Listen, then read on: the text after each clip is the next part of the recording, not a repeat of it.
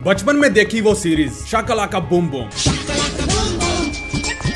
और उसका ये संजू। आपने कभी ये सोचा है कि अब ये क्या करता है और ये कहाँ है? और जूनियर जी,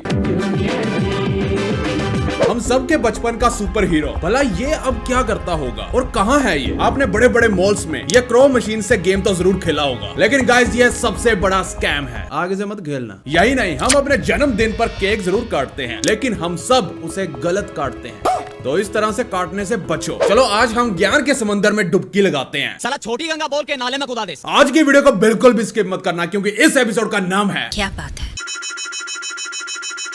दोस्तों, वेल, जो कि दुनिया की सबसे बड़ी मछली होती है। वैसे मछली कहना सही भी है उसे, खैर छोड़ो। कभी आपने सोचा है कि वेल दिन में कितने घंटे सोती होगी? 10 घंटे, 15 घंटे? गैस करो। आपके सारे गैस गलत हैं, क्योंकि वेल मछली दिन में सिर्फ 2 घंटे सोती है।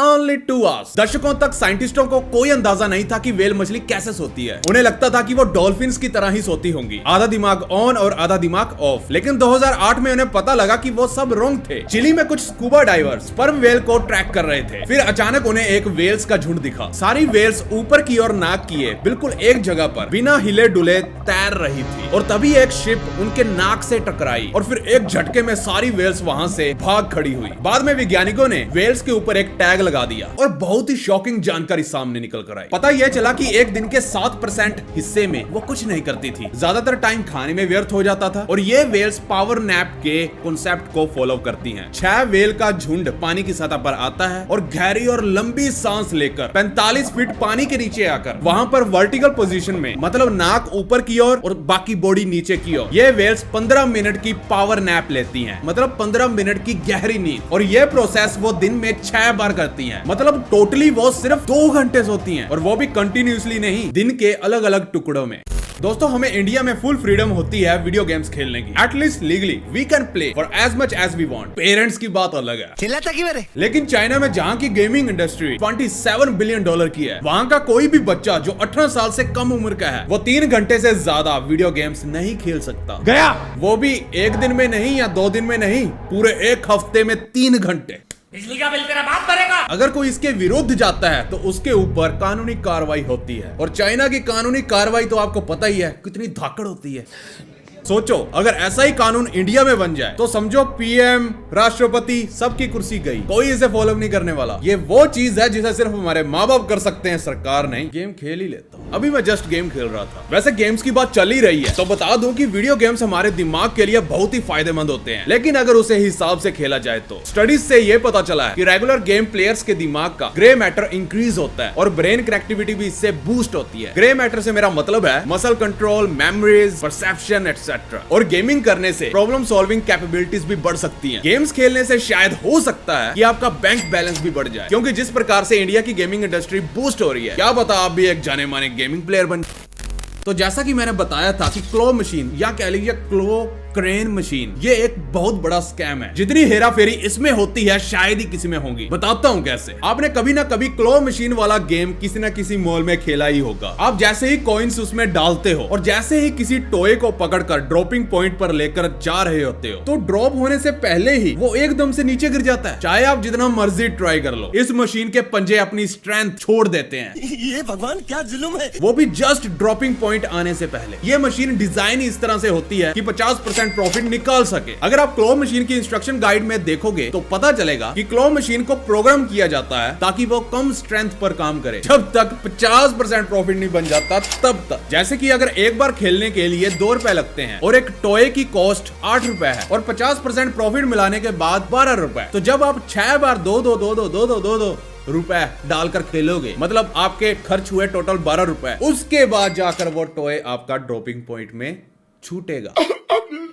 मतलब तब जाकर कहीं पंजे की पकड़ फुल स्ट्रेंथ पर होगी। साले को पैसों की भूख है, सब गोलमाल है। तेरी बहन की लग गई। तो गाइज, आज किस किस का जन्मदिन है? सबसे पहले उन सबको हैप्पी बर्थडे।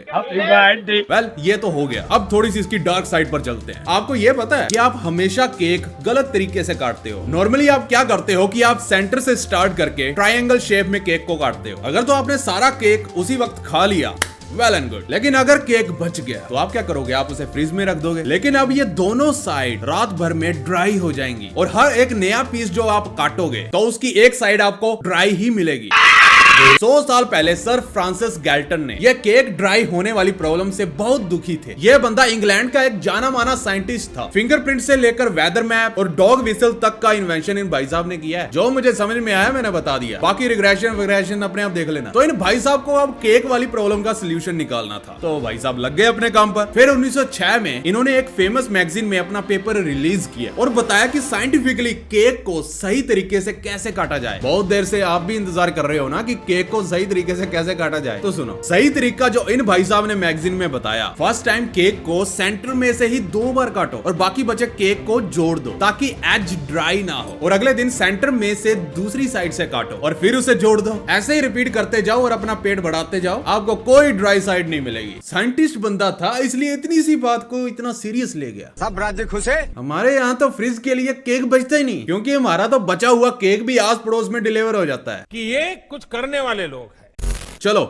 कब से इंतजार कर रहे थे ना, चलो आ जाते हैं इस पॉइंट पर। दोस्तों हमने अपने बचपन के दिनों में शकलाक बूम बूम और जूनियर जी जैसे सीरियल्स जरूर देखे होंगे। क्या मजे थे। वो इसलिए अच्छे लगते थे क्योंकि उन सीरियल्स के हीरोज भी बच्चे होते थे। लेकिन ये सीरियल्स 3-4 साल से ज्यादा नहीं चले और जैसे जैसे हम बड़े होते गए हम सबका इन सीरियल्स से इंटरेस्ट भी खत्म होने लगा। होना ही था, जब बंद ही कर दिए थे तो क्या करें। लेकिन क्या कभी किसी ने सोचा कि जो उन सीरियल्स में हमारे हीरोज थे, जैसे कि संजू जिसके पास जादुई पेंसिल थी जिसकी मदद से वो कुछ ड्रॉ करता था और वो असलियत में चीज बाहर निकल कर आ जाती थी और हर बच्चे का सपना था उस पेंसिल को लेने का, वो वाला संजू कहाँ गया और अब कहाँ है। शायद आपके दिमाग में भी ऐसे ख्याल आए होंगे, तो मैं बताता हूँ। शाकालाका बूम बूम के कैरेक्टर संजू का असली नाम किंशुक वैद्य है और इस वक्त किंशुक ऐसा दिखता है। 4 साल की उम्र में ही ये फिल्म्स में आने लगा था। 2 मराठी फिल्म्स, फिर बॉलीवुड में राजू चाचा फिल्म में भी आया। फेमस होने की वजह से वैद्य को शाकालाका बूम बूम में as a lead child actor का रोल मिलता है और वहीं से उसे सबसे ज्यादा फेम और नाम मिला। शाकालाका बूम बूम का पहला एपिसोड आया था 15 अक्टूबर सन 2000 को, वो भी डीडी नेशनल पर। जी हाँ, पहले यह शो डीडी नेशनल का हुआ करता था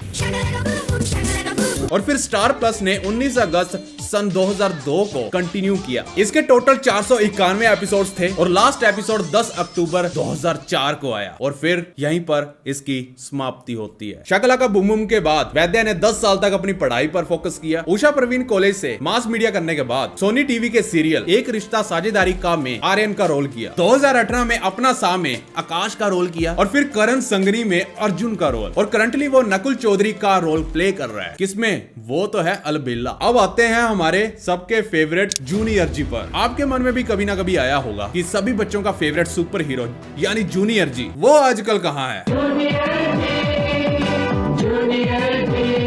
पहले बात कर लेते हैं जूनियर जी के बारे में। उसके टोटल 156 एपिसोड्स आए थे और पहला एपिसोड 10 नवंबर 2001 को डीडी नेशनल चैनल पर आया था और यह शो बच्चों के अंदर बहुत ही ज्यादा फेमस हुआ था। जूनियर जी का रियल नेम है अमितेश कोचर और जूनियर जी करने के बाद इन भाई साहब ने भी पढ़ाई पर ध्यान दिया। और बात करते हैं अब की। आजकल अमितेश भाई एक ट्रैवलर और एक व्लॉगर हैं। जी हाँ, इनका एक यूट्यूब चैनल है जिसका नाम है अमितेश व्लॉग्स और इनके अराउंड 6000 सब्सक्राइबर्स हैं। और अमितेश भाई अपने चैनल पर ट्रैवलिंग की वीडियो डालते ही रहते हैं, कभी कभी जब भी उन्हें टाइम मिलता है। जूनियर जी का एंड क्या था? जूनियर जी का एंड मुझे भी नहीं पता है बिकॉज ये अब्रप्टली एंड हो गया। क्या होता है क्या नहीं होता कुछ समझ में नहीं आया। एक दिन शाम को फोन आया कि Junior G is over. That was like a very shocking news for me क्योंकि 3 साल जूनियर जी करने के बाद suddenly you come to know कि इट इज ओवर।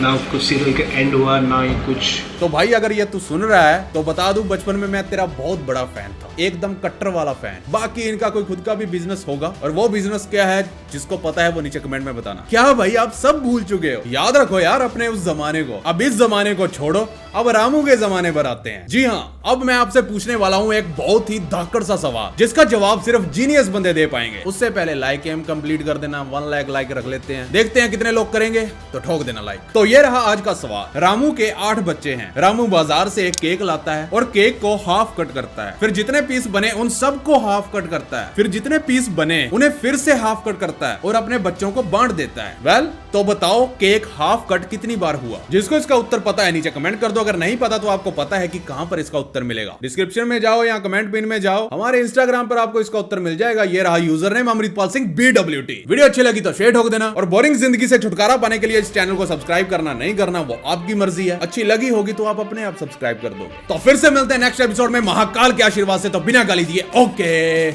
बाय।